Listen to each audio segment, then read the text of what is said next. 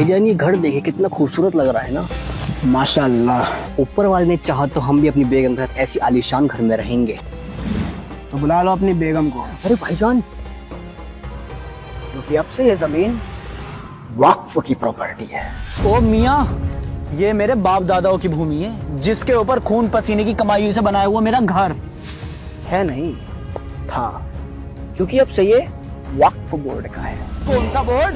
वक्फ board यानी कि मैं जिस भी जमीन पर हाथ रखकर ये बोल दूं कि मेरा मानना है या मुझे लगता है कि ये जमीन आज या कई सालों पहले किसी मुसलमान के पास थी जिसने इसे वक्फ को दान कर दिया था, तो अब से उस जमीन पर अल्लाह का अधिकार है और उसकी देखरेख का काम हमारा है। क्या बात कर रहे हो भाईजान? क्या सबूत है तुम्हारे पास कि ये जमीन तुम्हारी है? हाँ हाँ, क्या सबूत है तुम्हारे पास इस जमीन की मलकियत का? इस जमीन का एक एक कागज मेरे पास है, और अगर तुझे ऐसा लगता है कि ये जमीन तेरी है तो अपने कागज दिखा और ओनरशिप प्रूफ कर।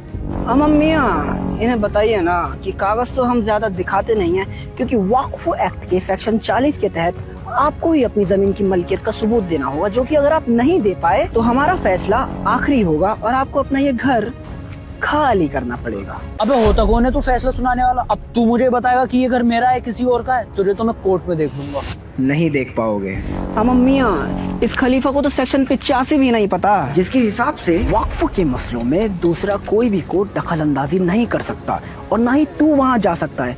और अगर मेरे फैसले से कोई भी दिक्कत है तो अपने कागज दिखाने हमारे ही वक्फ ट्रिब्यूनल में आ जाना। अबे कैसा एक्ट है यार ये? तेरे खिलाफ लड़ने के लिए तेरे ही लोगों के पास जाना पड़ेगा। अब यही तो वो कट है जिस पे दुनिया पट है। आ मेरी जान।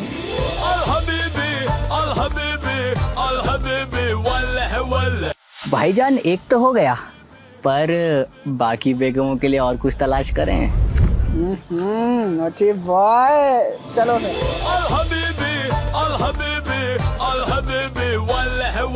अब तो हम माला माल हो गए भाईजान, अब तो बस बेगमों का आराम फरमाना है। अभी कहाँ मियाँ, समय आ गया है मकसद को बड़ा करने का, और इसकी शुरुआत होगी दिल्ली सल्तनत से। एक सर्वे के मुताबिक दिल्ली का 77% एरिया वक्फ के अंडर में आता है, जिसमें शामिल है CGO complex check, Jawaharlal Nehru stadium, अगला Delhi high court, Delhi public school, IGI airport. Check. भाईजान दिल्ली सल्तनत तो लगभग हो ही चुका है, अब अगला क्या? तेना इंडिया मंगलवार करो। और साहब जी, अपनी बिटिया की शादी है अगले महीने, तो उसके लिए मैं अपनी जमीन का कुछ हिस्सा रेड्डी साहब के नाम करना चाहता हूँ, तो जो भी कागजाती काम है वो आप जल्दी से निपटा दीजिए। पर राम गोपाल, ये जमीन तो तुम्हारी है ही नहीं। क्या? हाँ, हमारे रिकॉर्ड में तो तुम्हारे क्या, तुम्हारी पूरी गाँव की जमीनें वक्फ बोर्ड की दिख रही हैं, और उनके बोर्ड से एनओसी लाए बिना तुम इसे बेच नहीं सकते। ऐसा लगा साहब, मेरी बेटी की शादी रुक जाएगी और कुछ नहीं है मेरे पास। तो देखा आपने कैसे इस गांव के लोगों को पता चला कि इनका पूरा का पूरा गांव ही वक्फ बोर्ड के अंदर आता है, वो भी बिना किसी ठोस सबूत के। ऐसा ये केस बिहार में हुआ है, जहां पूरे गांव पर वक्फ ने कब्जा कर लिया और 30 दिन में उन्हें उन्हीं का घर खाली करने की धमकी दे रहे हैं। आज की ताजा खबर में जाकिर नाइक का बड़ा बयान, कहा अंबानी का घर भी वक्फ की प्रॉपर्टी पर बना हुआ है। पिछले 10 सालों में वक्फ की प्रॉपर्टीज डबल हो चुकी है, आंकड़े आपके सामने है। एआईयूडीए चीफ बदरुद्दीन अजमल का बड़ा बयान, कहा पार्लियामेंट भी वक्फ की जमीन पर बना है। भारत में रेलवे और आर्मी के बाद आज वक्फ बोर्ड के पास सबसे ज्यादा जमीनें हैं। अबे ओ मुतवल्ली, तेरी कयामत आने वाली है, क्योंकि तेरे वक्फ का वक्त ना खत्म होने को आ रहा है। सरकार एक नया बिल ला रही है जिसमें तुझे अपनी सारी प्रॉपर्टी के कागज दिखाने पड़ेंगे, वरना सरकार उसे छीन लेगी। जबान संभाल कर बोल मियां, अगर ऐसा हुआ तो यूपी में हमारे पास 1,21,000 जमीनें हैं, जिसमें से 1,12,000 के कोई कागज नहीं है हमारे पास, और तेलंगाना में 33,000 में से 90% जमीनें बिना कागज की हैं। तो इसका मतलब तुझे उन सबकी लूटी हुई जमीनें वापस लौटानी पड़ेंगी। एक बार जो जमीन वक्फ की हो गई तो कयामत के दिन तक वो वक्फ ही रहेगी, यही हमारा उसूल है। अपने उसूल की बत्ती बना के दीपक जला ले, क्योंकि इस बिल के एक्ट बनने के बाद चाचा नेहरू की दी गई तेरी सारी असीमित शक्तियों पर लगाम लगा दी जाएगी।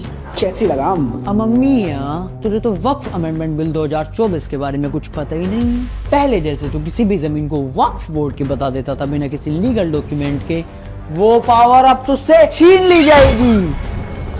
क्लॉज 3 के हिसाब से सिर्फ वही व्यक्ति वक्फ को अपनी जमीन दान कर सकता है जो पिछले 5 साल से इस्लाम को फॉलो कर रहा हो और उसके पास अपनी जमीन के कागज हों। तो गैर मुसलमानों की जमीनें हड़पना बंद रखते।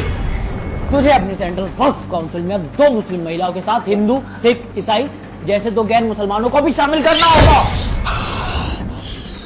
जितनी भी सरकारी जमीनें वक्फ के पास हैं, फिर से वो सारी सरकार दे जाएंगी। या अल्लाह, ये बिल पूरी तरह से इस्लाम और मुसलमानों के खिलाफ है।